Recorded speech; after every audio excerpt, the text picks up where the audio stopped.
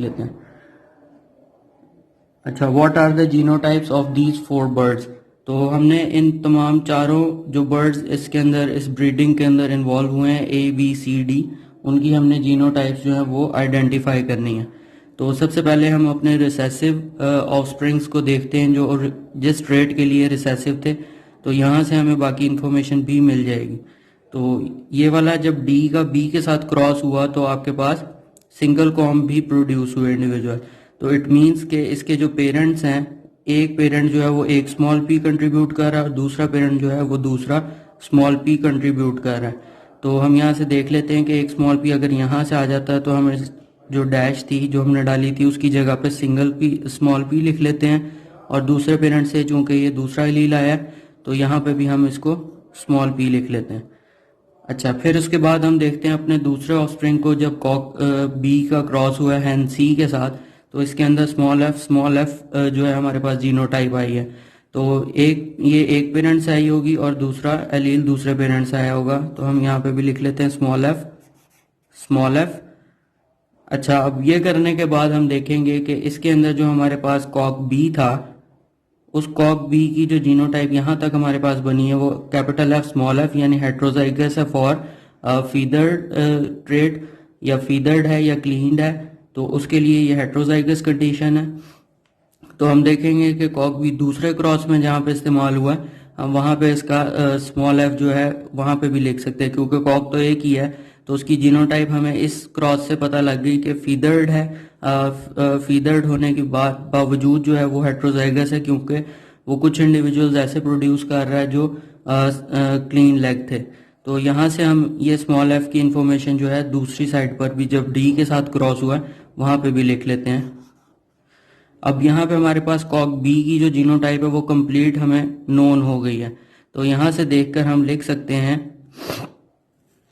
कि जो small P था इधर हेट्रोजाइगस कंडीशन थी, ये पी कॉम या सिंगल कॉम होने की वजह से, क्योंकि इसके ऑफस्प्रिंग में भी स्मॉल पी प्रोड्यूस हुआ है, तो हम ये वाला स्मॉल पी इधर भी लिख लेते हैं क्योंकि ये भी कॉक बी ही है। अच्छा, इतनी इन्फॉर्मेशन हमें जब मिल जाती है बी के हवाले से, फिर हम देखते हैं कि हमारे पास जो इंडिविजुअल्स प्रोड्यूस हुए थे इसके अंदर डी और बी के अंदर, वो तमाम इंडिविजुअल्स जो हैं वो ऑल फीदर्ड प्रोड्यूस हो रहे हैं।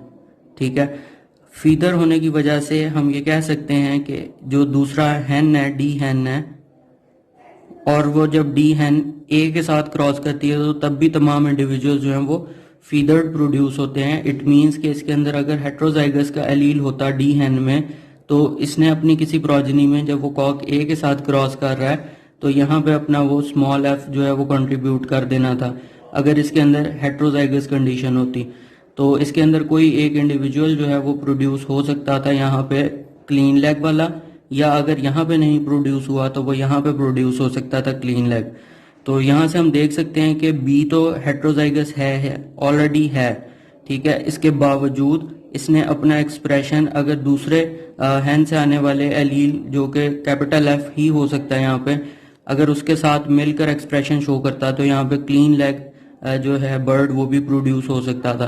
बट तमाम इंडिविजुअल्स जो हैं वो फीदर्ड प्रोड्यूस हुए, इस वजह से इसके अंदर जो है आप ये देख सकते हैं, इस वजह से आप इसको यहाँ पे देख सकते हैं कि ये होमोजाइगस कंडीशन होगी। तो लिहाजा हम इसको डी को जो है वो कैपिटल एफ लिख सकते हैं।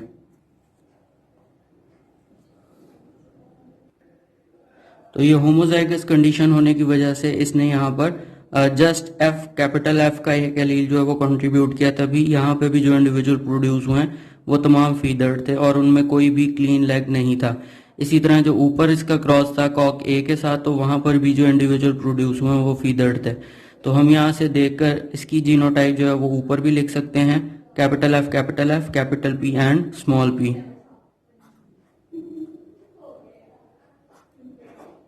इस तरह से हमें दो इंडिविजुअल की अभी तक जीनोटाइप जो है वो आइडेंटिफाइड हो चुकी हैं, एक कॉक बी की और हैन डी की। तो हम ये देखेंगे कि ये कॉक बी जो है जहाँ पर और यूज हुआ है हम वहाँ पे भी लिख लेंगे, जैसे यहाँ पे हमने लिख लिया है, और हैन डी जो है वो यहाँ पर यूज हुई है इस क्रॉस में और ऊपर वाले क्रॉस में यूज हुई है, तो हम वहाँ पे भी इसकी जीनोटाइप लिख लेते हैं। अच्छा, इसके बाद आ जाता है जब हम देखते हैं कि हमारे पास जो हैन सी थी इसके इंडिविजुअल्स हम देखते हैं कि कैसे प्रोड्यूस हो रहे हैं।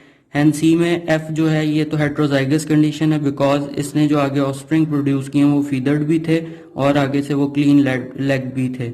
जब ये कॉक ए के साथ क्रॉस में थी तो उस वक्त इसने जस्ट फीदर्ड इंडिविजुअल्स प्रोड्यूस किए थे। लेकिन जो इसके अंदर पी कॉम्ड वाला ट्रेट है, यानी जो इसका पी कॉम को कंट्रोल करने वाला एलील है, वो दोनों क्रॉसेस में, यानी जब वो कॉक ए के साथ क्रॉस कर रही थी और जब वो कॉक बी के साथ क्रॉस कर रही थी तो तमाम इंडिविजुअल्स जो हैं वो पी कॉम्ड प्रोड्यूस हो रहे थे। व्हाट डज इट मीन कि जो इसके अंदर पी वाला ट्रेट है जो पी कॉम को या सिंगल कॉम को कंट्रोल करता है वो होमोजाइगस कंडीशन में है। अगर ये हेट्रोजाइगस कंडीशन में होता तो यहाँ पर पी के साथ साथ single com P individuals produce होने थे। तो जबकि तमाम इंडिविजुअल्स जो हैं वो पी कॉम प्रोड्यूस हुए हैं, दैट्स वाई हम इसको कह सकते हैं कि ये होमोजाइगस डोमिनेंट था। तो इसने जस्ट एक टाइप का गैमेट ही कंट्रीब्यूट किया। तो यहाँ से हमें पता लग गया हैन सी की जो जीनोटाइप है वो होगी heterozygous for feathered legs and homozygous dominant for pea combed. तो पी कॉम्ड के लिए हम ऊपर इसकी जो है जीनोटाइप वो भी लिख लेते हैं। ये हेट्रोजाइगस है फॉर फीदर्ड फीदर्ड लेग, और पी कॉम के लिए ये होमोजाइगस है।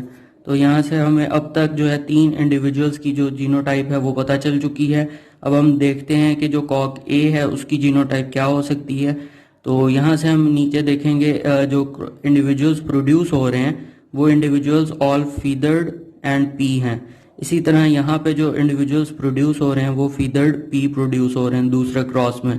अगर यहाँ पर हेट्रोजाइगस कंडीशन हो, फॉर एग्जांपल कैपिटल एफ की बजाय स्मॉल एफ हो, तो यहाँ पर इंडिविजुअल जो प्रोड्यूस हो सकता है वो हेट्रोजाइगस होगा। बट अगर इसके अंदर हेट्रोजाइगस एफ है और यहाँ पे जो हैन सी थी यहाँ पे भी हेट्रोजाइगस एफ होने की वजह से इसके अंदर फीदर्ड के साथ क्लीन लेग जो है वो प्रोड्यूस हो सकती थी।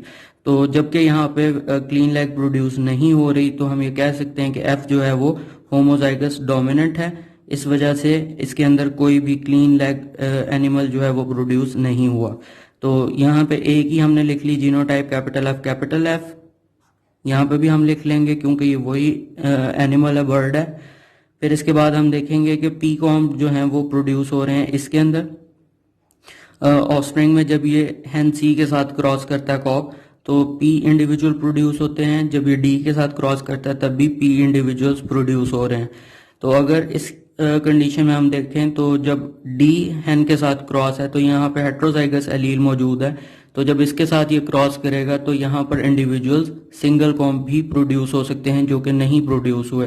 व्हाट डज इट मीन कि अगर यहाँ पर इंडिविजुअल ऐसे जो सिंगल कॉम थे वो नहीं प्रोड्यूस हुए, इसका मतलब ये है कि ये वाला जो इंडिविजुअल था यानी जो कॉक ए था वो होमोजाइगस डोमिनेंट था। तो हम इसको इसी तरह से लिख लेते हैं। तो अब यहाँ से हमारे पास तमाम इंडिविजुअल्स की चारों जो बर्ड्स यूज हुए हैं उनकी जीनोटाइप्स हमारे पास आ चुकी हैं। हम वो दोबारा यहाँ पे लिख लेते हैं।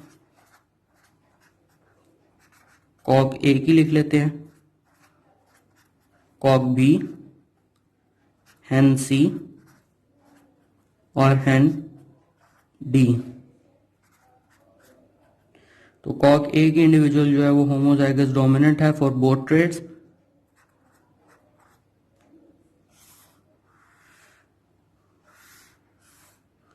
कॉक बी जो है वो हेट्रोजाइगस है फॉर बोथ ट्रेड्स।